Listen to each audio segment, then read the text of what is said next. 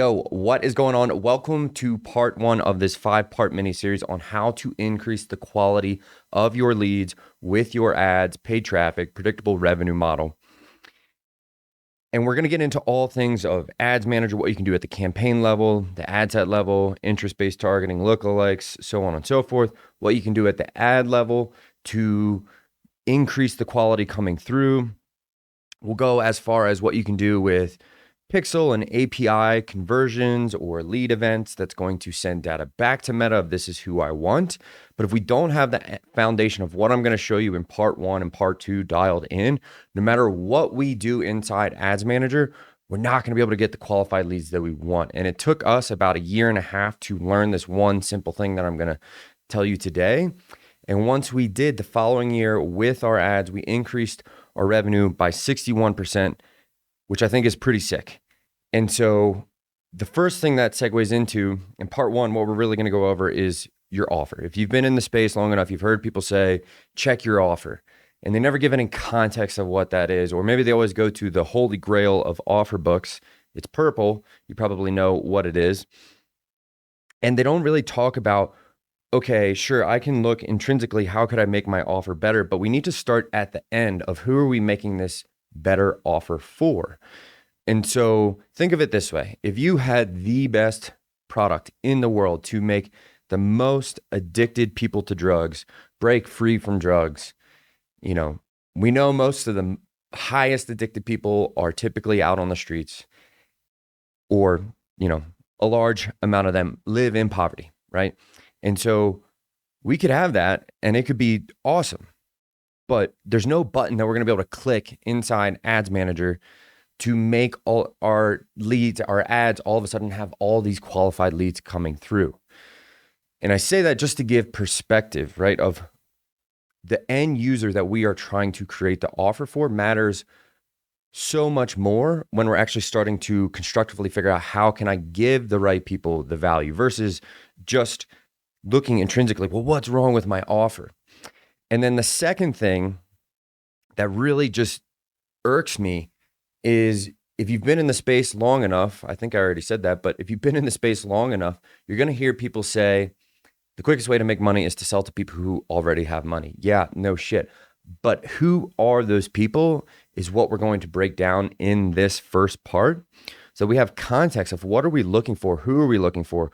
What age groups are they in? What genders are they? Or are they different, value at different places of life? And so we're going to break all of that down in today's training. So bear with me. Don't skip this because, again, if you don't have this, no matter what you do, you're not going to be able to make your ads profitable. So let's get into part one of increasing your lead quality. Don't make offers that drug addicts want. So one stat that we really got to grasp our head around or wrap our head around, if you're somebody who's running paid traffic or you want to run paid traffic or you're trying to figure out how to improve it, we have to understand that Meta viewership is increasing at a significantly lower rate than the amount of people increasing their ad spend inside Ads Manager. So if we look at actual concrete data, right, Meta Q4 2023 versus Meta Q4 2024, right, Black Friday, all of those things, viewership has increased 5%, which is cool, right? Growth, awesome. People like to see that, but does that mean it's 5% growth across the board? Is it 5% growth in third world countries that we don't necessarily sell to, right? But total ad revenue has increased by 21%. So most likely what's happening is they are expanding globally. They're reaching different countries that haven't necessarily had so much social media presence.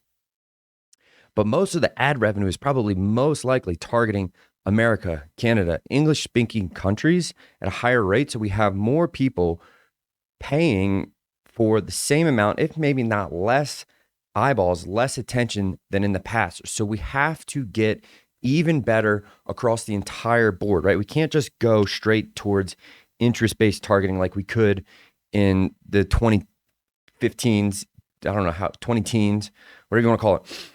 We have to really look from who I'm trying to market to, how the value proposition I'm giving them, or the value I want to give them, the outcome I want to give them. How do I continually improve that, evolve it so it goes after the people who do have the income in this tighter economic state, right? We know prices are up across the board like 150% since 1990.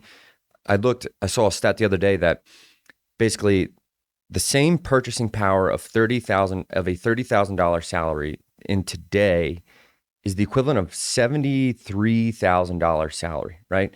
And so we know how many professions we're probably making close to that same amount, 70K, and haven't necessarily increased above that. We're talking, firefighters or physical therapists. We're talking teachers have barely made a dent in that. And so people have less purchasing power. It's not that they're not going to buy things, but they're going to buy things that they want on a very, very deep level. But we can make our lives a lot easier if we start thinking about, okay, in this economy, who do we want to sell to? And so we're going to break it up into four categories. So we have, the lower class, poor class, whatever you want to call, right? People who are, scraping by to feed their families. They're most likely not going to buy some type of high ticket coaching, right? Then we have the middle class who used to have what I would say would be much more access to high ticket coaching, even just 4 or 5 years ago. And, 2018, 2019, even more so, right? But the reality is that the data shows, and what I've seen from other people predicting, is that the middle class is going to continue to shrink for about the next 10 years, give or take. And so if we know the middle class is shrinking and more people are going from the middle class to the poor class, right? We don't want to craft an offer and try to beg people to work with us, right? We want to go after people who are still capable of purchasing our products, want our products. And if we do that, it's going to make our life a lot easier, right? Like I talked about when we say, check your offer and sell to people who, have money. We need to know who they are and what they buy. Then we can look internally versus just thinking there's something wrong with my offer. We can look internally. Okay, how can I position the wording, the ads, the creative? How can that look maybe a little bit higher class? Whatever it is that the person wants to see, who has the income, right? Start at the end of who we want to sell to, right? When they say, sell to people who have money. If we start there, but we really get doggishly clear on who they are, how they buy, what they're interested in, then we can turn back on our offer, tweak that. And what that will do, again, I'm telling you, this is going to increase your ad revenue if you nail this, your return on ad spend significantly. And part two, we'll also get there of creating more trust and reciprocity before they even see your ad. But today, right, we want to go, what does it look like to target the mass affluent and ultra affluent? Once we learn this lesson, our ads, the return on ad spend significantly increased. And so we have to know who belongs to these groups, right? So we're going to start with the mass affluent. And I got these two groups from Kennedy. What's his name? I'll quote him later on. I'll type it in the video. We have to know who belongs to these groups. So we have the mass affluent, who basically are anywhere from 150K to 250K plus annual household income, right? So that can be two people contributing to the income. Liquid assets typically ranging from 100K to $1 million.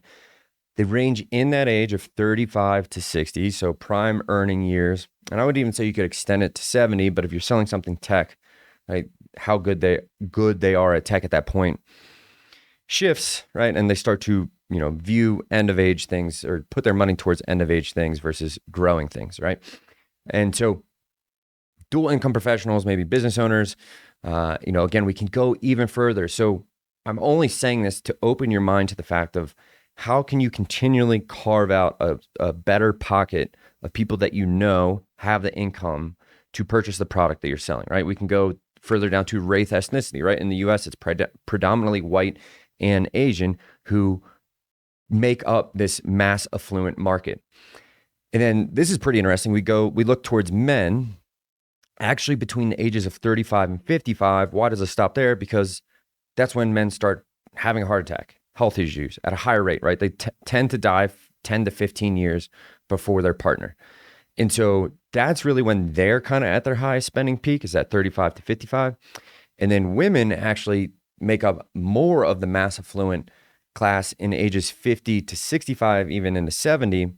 Why? Because, maybe they're getting access to their own retirement. Maybe they've had some inheritance from parents. And they also have all the assets and wealth accumulated by dead husbands, maybe.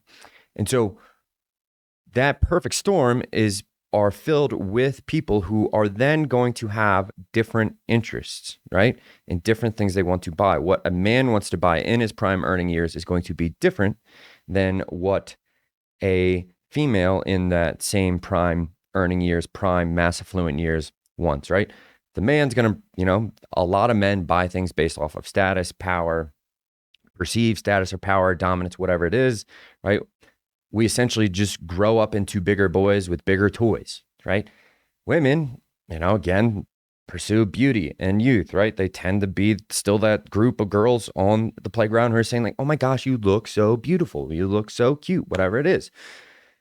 Because that is how we as men and women in these little circles, yes, we seek the validation from other people because that proves that, we are in the status that we want, but it's, at the end of the day, it's for the attracting another mate, right? These things are still running on the background, whether we try to be as humble as we possibly can. If we are humble, maybe humble faith, you don't want to be into ego, right? You're still buying things based off of values at that age, right? You're like, how do I provide more for my kids? How do I become a better father? How do I become a better husband, right? So we have to understand what are the different interests that each of these categories, when they're at their prime earning years, are going to be willing to fork over extra income to be able to acquire and grow these things, right? So let's get into what the mass affluent buys, right? We're looking at performance and health, fitness, right? Performance, health, and fitness, optimize energy while busy, these, different types of, ketones or nootropics or whatever it is that gives them some mental edge. Biohacking, I say that loosely with parentheses, or hormone programs. Right? You look at the blokes, blood testing that they, buy a blood test at the beginning and then a follow-up, and then they get some type of mini concierge, poor man's concierge of, how do we optimize your hormones with supplements, whatever it is. Business scaling, there's going to be the ones who, how do I grow my business, scale it even more? Or how do I create a side hustle that's going to bring us some extra income? They're going to be investing into education on how to create things like passive real estate, or they're going to get some parenting and relationship coaching because, they've been parenting or in a relationship for 15 years. How do they keep that zest? Lifestyle, travel, status-driven experiences, so on and so forth. Ultimately, the mass affluent is looking to increase a gain, right? Aspiring to a higher status, more freedom, more growth. They buy what makes them feel successful now and will in the future drive them closer to a high net worth individual. Now, if we look at the ultra affluent, right, these are the people who are, not just buying one supercar, they have multiple supercars at their, beachfront Malibu property, and they're out the back door, front ski slope in Vail or Aspen type people, right? And they have a sports car at each of them, right? That's the level of ultra affluent. So we look at these, what do they look like financially? What do they look like net worth wise? What do they look like, gender? So median income's irrelevant because most of their wealth is in assets, right? Not earned income. Net worth, 30 million plus liquid. Some firms, so, people, investment firms, people who can invest into Ray Dalio's hedge fund, one point, the largest hedge fund in the world, have to have a certain amount of net worth or liquid cash. Right? They're typically age 50 plus, a little bit more on average. If we would look at the average so they've accumulated wealth, inheritance, right? Exits from businesses, again, race, ethnicity, globally majority white, Asia is the fastest growing segment otherwise. And then we have, again, gender, males, again, prime earning years, 35 to 55, maybe plus. We're kind of accounting for them starting to die off at a sooner age. Women, same thing as before, but then religion, right? We can even go as further as like, how do I match the person? If I'm a Christian, and even if you're not a Christian, I think the second biggest segment is atheists, right? That hold most of the wealth. If I'm a Christian, I can use that to my advantage to people who have the income. Not that I want to take advantage, but I can use that to be like, hey, how can I be of service to you with my business, right? And I know that we're in similar factions. So we look at that and we say, okay, who are they? Again, what do they buy? So they're looking more like longevity concierge, not just performance, right? They're the people who want to be preserved in bubble wrap. Not really, but like they're the ones who are paying for like the Peter Attias, right? This big, all-encompassing, very, very high-end health concierge, right? Exclusive health retreats, bespoke coaching, not just, how do I increase, create passive revenue? They're looking more at legacy and estate planning, right? How do I create generational impact? They have access to private investments and deals that other people don't. And they're always looking to spend, or they want access to private investments and deals that other people don't have.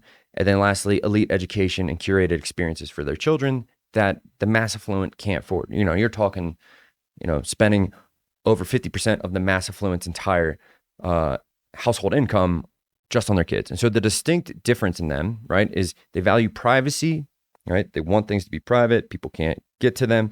Exclusivity, high-end memberships, and legacy, right? How do I pass this on? How do I preserve?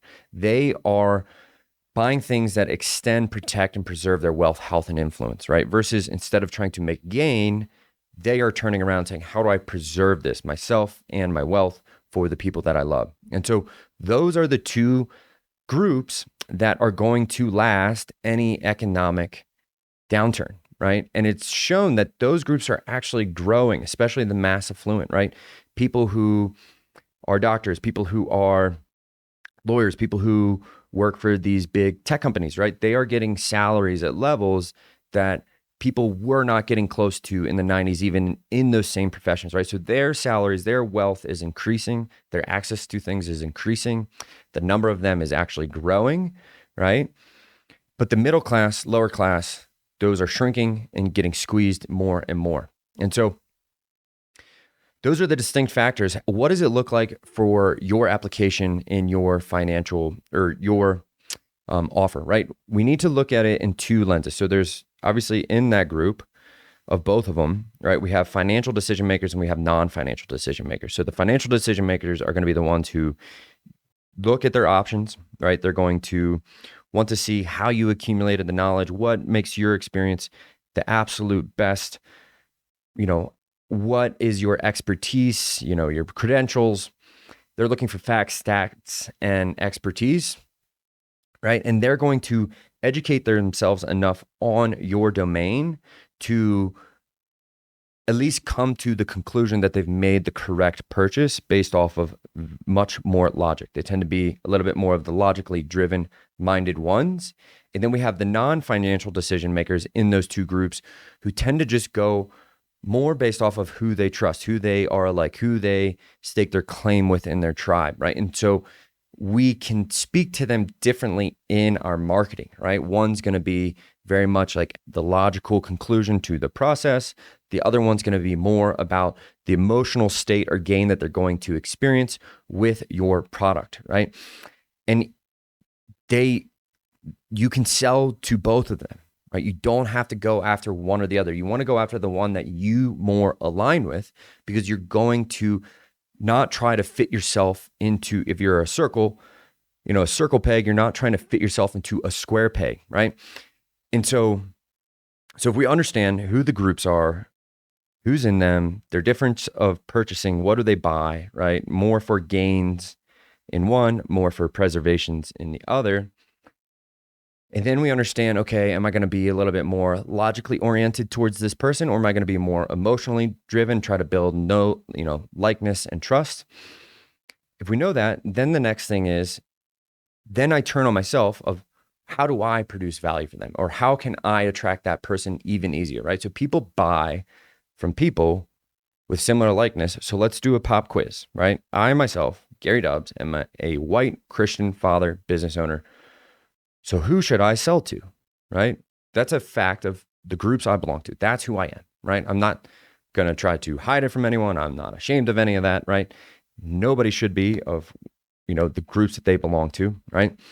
But if I were trying to sell to people and I was trying to craft an offer, who do you think I could sell to a little bit easier? Would it be A, black moms age 50 plus? Would it be Muslim businessmen who don't have kids? Would it be other white Christian father businessmen? Or D, white teenage girls, right? It's probably pretty clear of who I should try to get into, because it's just a fact that we tend to hang right? You see most groups of people are hanging with similar groups of people, whether it's origin, religion, financial status, etc., right? And so once I have all that clear, I want to tell you that no matter where you're at with your offer, if you've been finding some success or it's not the success that you want, you can change your offer at any time. And to prove the point is here we have pictured when we first started our company, we were running paid traffic, right? Me and my wife are the owners. This is our head coach. Our group was called All Terrain Fitness Mentality and Fat Loss. Really doesn't speak to anyone. We were profitable. We did 375K organically. And then the next year, we did like 400 something on top with ads. The ads weren't necessarily great. We're like, okay, how do we change this even further?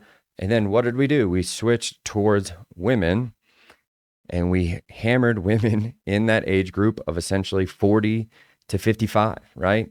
And the first year we applied this principle, our revenue went from 475K to 780K in that year, which is a 64% revenue increase, right? Which is a huge margin or a huge leap in revenue based off of this one thing, right? Based off of simply changing who we are trying to market to and sell to, right?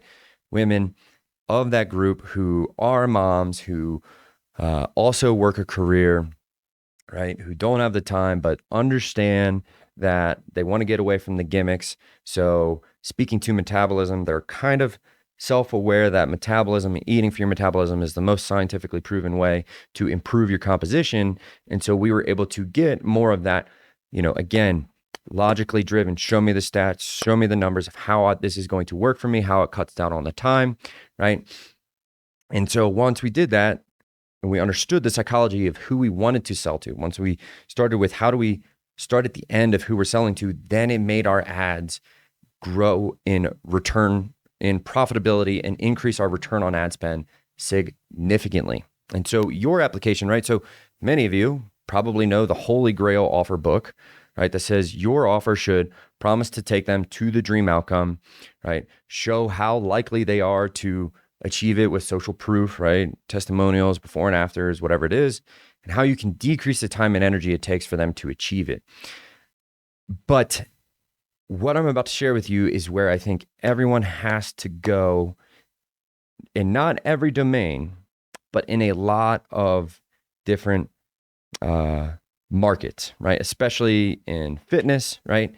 We have to look at the psychology. There's this psychology called market sophistication. There's 5 levels to it, right? So at the beginning, you have a product, you're the first online coach, you're first to market, right? You can just spray and pray, and anyone who's just kind of interested in online coaching is going to want to buy your product, right? And then you come in, expansion of the claim. More people enter your market. Well, we do it slightly better than XYZ, right?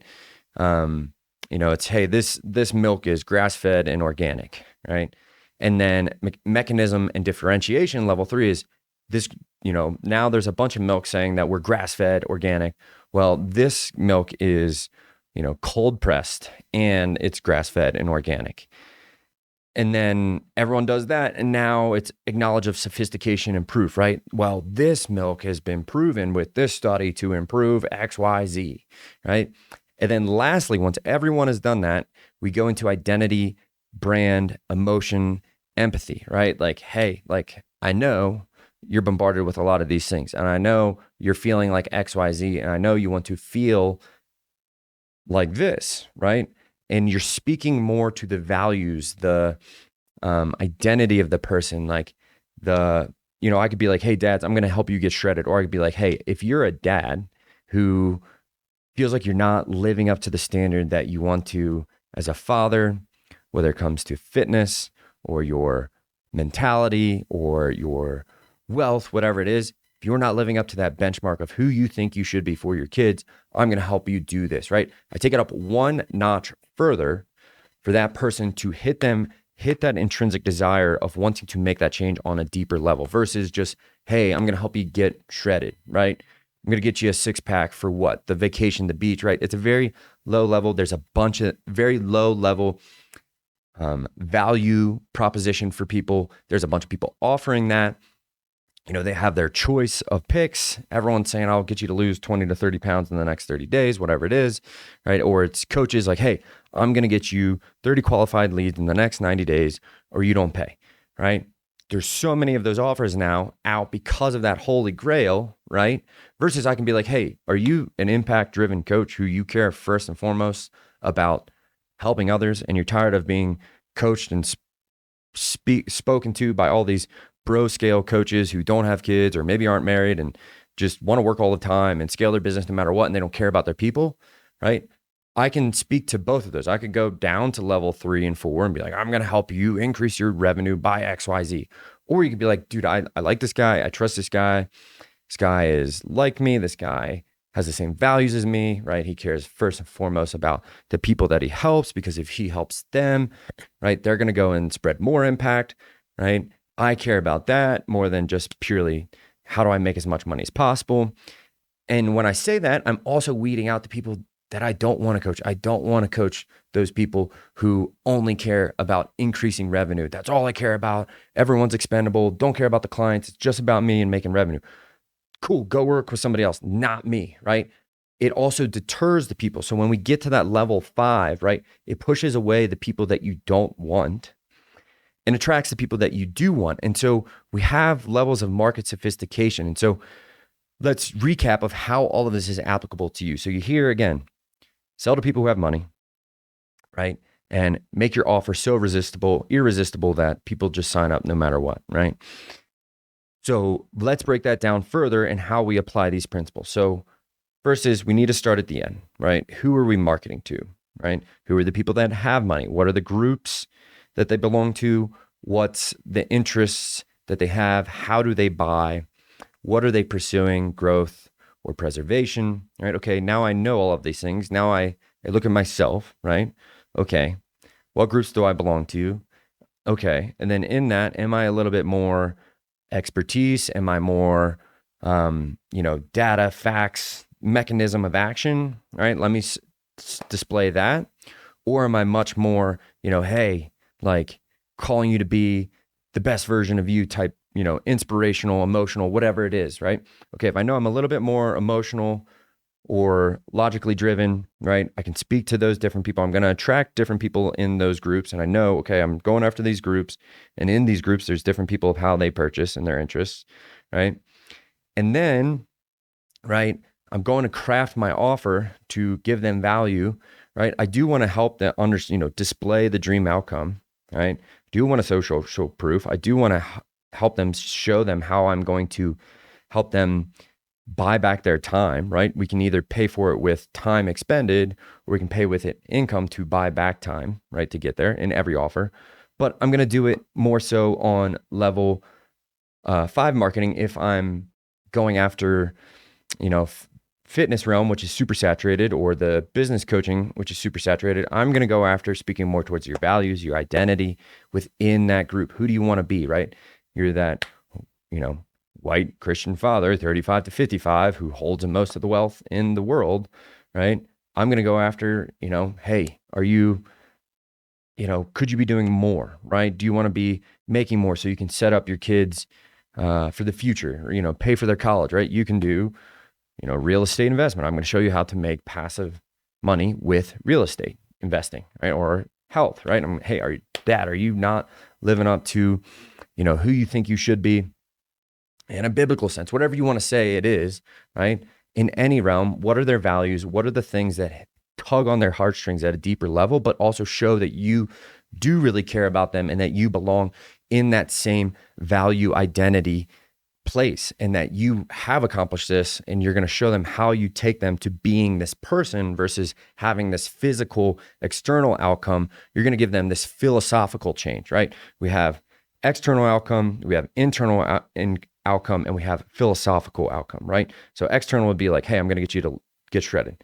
Internal would be like, hey, I'm going to get you to lose weight, and you're going to get some community alongside of that, right? Like CrossFit gyms that exploded, right? They got more fit. It was a little bit us versus them. And, they had community, which a lot of people yearn for these days because we get further and further away from small communities and religion, right? So gives them that's that internal piece. But then a step further is like, hey, like I'm going to help you be the father or the mother or the provider or uh, whatever it is that you want to be for XYZ people, right? So there's those three different levels that we can solve.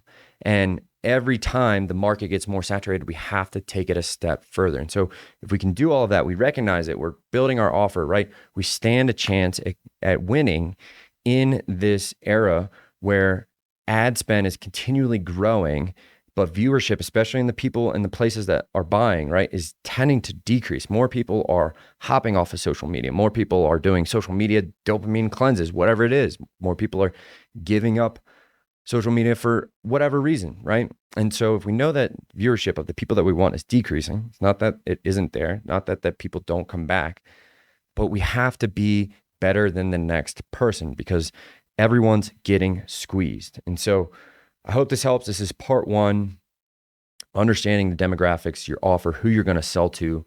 And then in the next one, we're going to go into what Alex Becker, who owns Hyros, which is the like number one ad stats platform tracking software there is, right? So the dude is really dialed on how to maximize performance of your ads, right? We're going to go into what is the number one thing that he said you can do to increase your return on ad spend, which is what I've been telling anyone that I've helped for the past 5 years and ourselves as well. So we're going to break down that. So stay tuned. That's part two.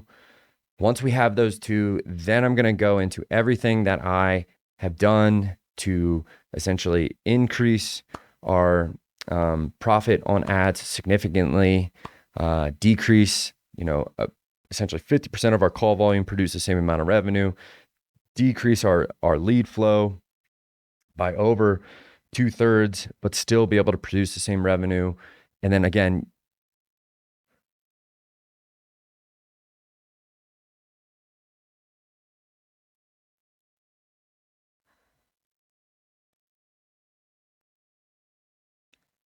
and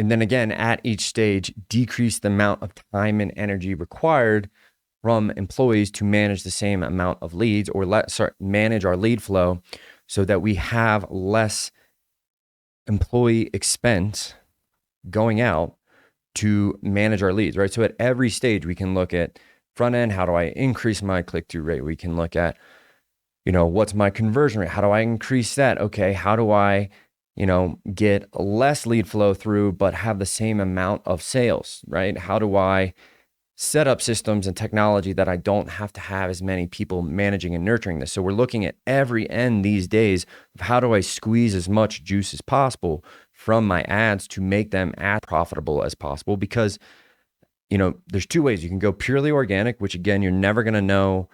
You're not going to have a predictable clip of leads. We average across multiple months, this many leads per week, right? We're not going to be able to get that same amount of precision in our business. And if you have a team, you're growing a team, or you want predictability with your family, your family's lifeblood, the money that you make, you have to have some type of predictability with your lead flow, just like every business, right? A brick and mortar, right? As long as they go out, let people know that they're there, they get their Google listing up, they have some offers, right? Restaurants do every third Thursday, whatever it is. They have ways of getting a predictable flow of people to come into the doors. And we have to do the same. And if you're doing it online, you're doing it with social media. Let's say you're a personal trainer and you just blast social media with posts. Well, that's going to everyone in the country, but you need to get in front of people who are local, right? Or if you want to, only get your reels and your content, or you want reels and content to go after the mass affluent women, right? You have to make sure that you're getting in front of those eyeballs consistently. If you leave it up to the algorithm, right?